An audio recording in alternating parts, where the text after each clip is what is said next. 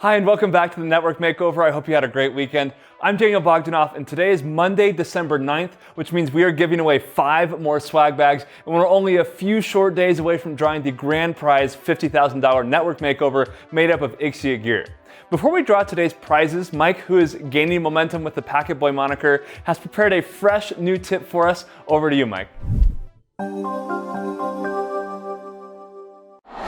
To quote Uncle Ben, with great power comes great responsibility.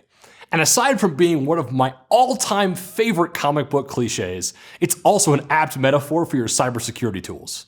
So today we're going to talk about how to ensure that your security tools don't inadvertently do you more harm than good. With cyber attacks so frequent and common, most enterprises use multiple security tools to protect their network and applications as a whole. Security analysts recommend that you deploy certain security solutions in line, so that they can inspect traffic before packets enter or leave your internal network. Now, inline monitoring like this does introduce a slight latency into your network response time while the inspection takes place. But the ability to stop threats at the network edge is more than worth that time investment.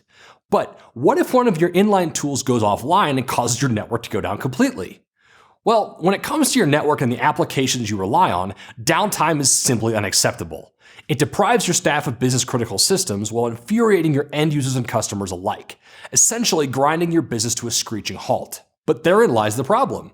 With your tools deployed in line, if any one of them stops responding and forwarding traffic, then it's going to disrupt that entire network segment.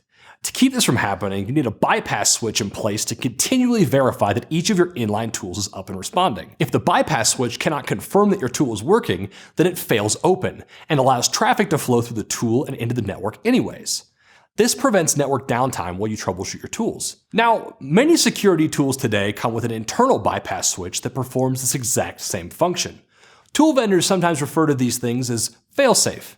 But while that 2-in-1 functionality sounds really nice and all, they're not quite as fail-safe as they may initially seem. If the tool loses power, or needs to be taken out of service for maintenance, the internal bypass switch is no longer available, and doesn't forward traffic, which undermines its initial fail-safe claim.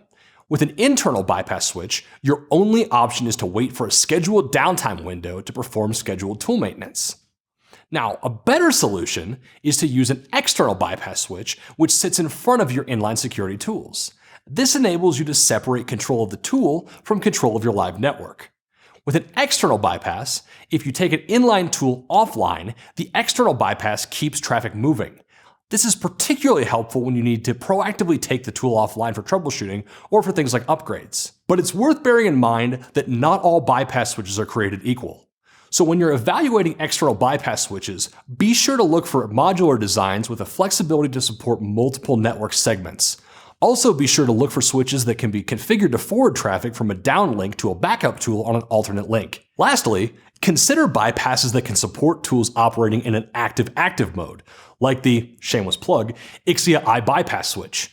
In this mode, the backup tool is online and shares the processing load with your primary tool instead of sitting idle, where it would have to take a lot of time to boot up and take over in the event of a power failure.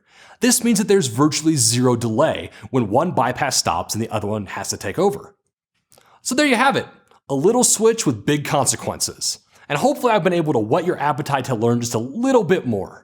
So if you're interested in more information on bypass options and features, be sure to check out our solution brief entitled Improved Network Reliability with External Bypass Switches.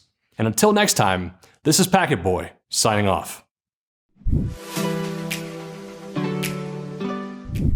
Now, I hope you didn't bypass that tip to get to the winner announcement because you would have dropped some valuable information.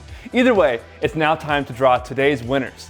Today's winners of a swag bag are Vihender Meena, Seema Chatterjee, Stephen Brown, Gao Feng, and Ian Kundi. Congratulations to our winners. We'll be in touch with you shortly. And that's it for today.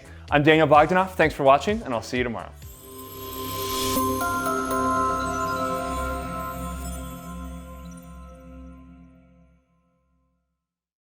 All right, Mike, come on out.